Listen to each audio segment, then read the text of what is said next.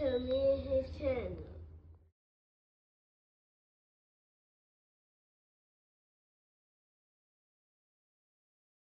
What's up, it's your boy LOE Visuals. I'm back with another video. How they gonna hope y'all vibing, y'all chilling, y'all enjoying y'all day, y'all productive day. We back at it. Before I start, y'all smash the like button, smash the like button, smash the like button. On the road to 10K subscribers, hit the subscribe button, turn post notifications on. Want to find me on any other platform? My link tree is in my bio. Follow my X at Visuals LOE. Follow my TikTok at LOE.Visuals. Follow my Facebook at LOE Visuals.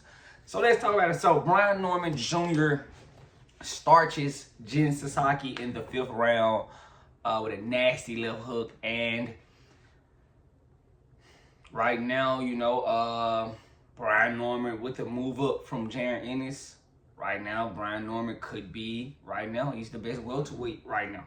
Especially, I can't really say with this win, but this is a good win for him. And they knew it was kind of a lick, a easy thing to do. That's why they went to Japan to fight him. You usually don't get a champion, going across the water to go fight another guy. But they offered him a ton of money. It was a big bag, so that's why it was beneficial for Brian Norman to go over there. And they knew they would beat the kid. But how I felt, it looked like a lightweight in there with a middleweight. Jen Sasaki looked very small, if you ask me. Looked like a smaller guy, didn't, look out of place. And that's where, you get the understanding of boxing where it's levels, everybody, Norman looks like a top welterweight. And Jen Sasaki looked like a guy that, shouldn't be here. And it's respectful as I can say it, as respectful as I can say it. But he looked outmatched, outclassed. He couldn't, it was nothing he could do.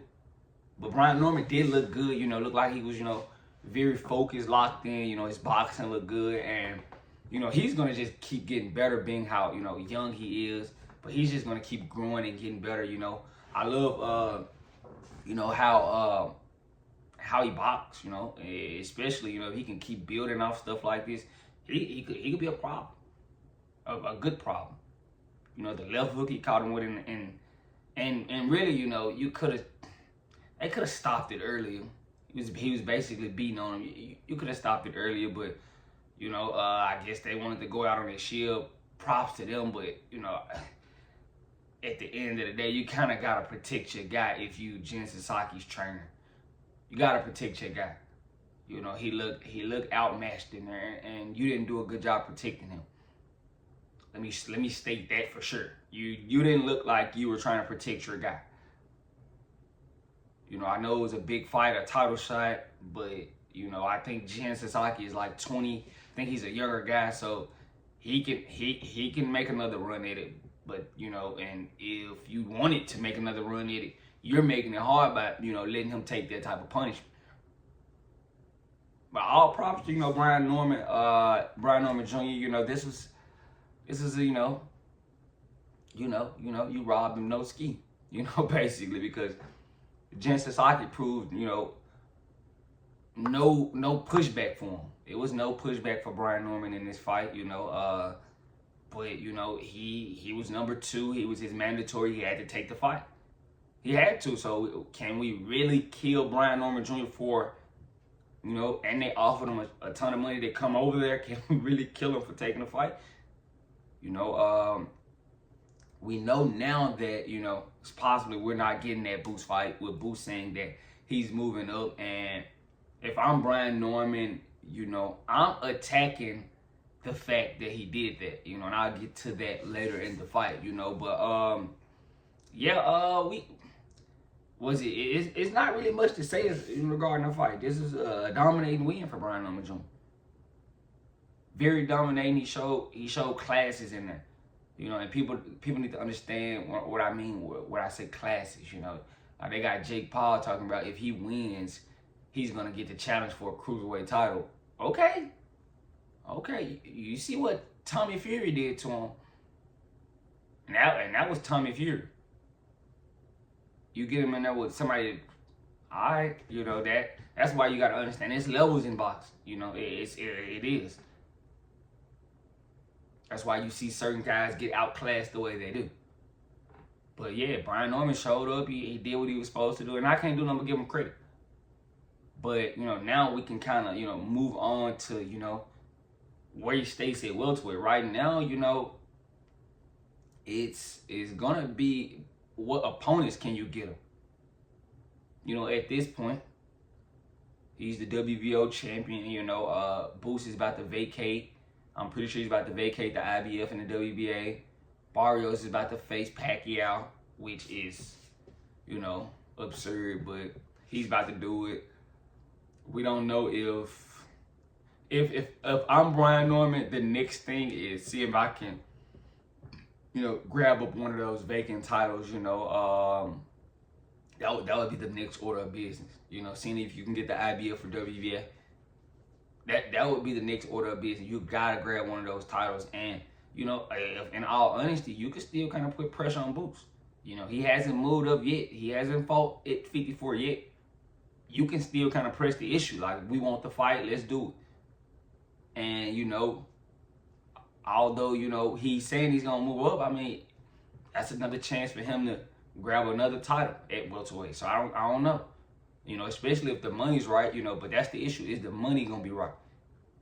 Because we know what Brian Norman Jr. and his team said they want, Can Eddie Hearn muscle up the financial? But I don't think Eddie Hearn wants to muscle up the financial backing for that unification.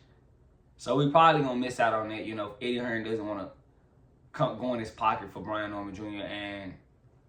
and Boots, because he's gonna have to pay Boots. He's gonna have to pay Brian Norman. So he doesn't really want to go in his pockets for that unification. I'm pretty sure he's happy that Jaron Boots Ennis is moving up, so he can he's gonna benefit. It's a lot of fights at 54 for Boots.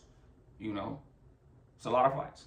Virgil Ortiz is there, so Sergey Boychuk, Israel Madrigal, Sebastian Fundora, Tim Tszyu.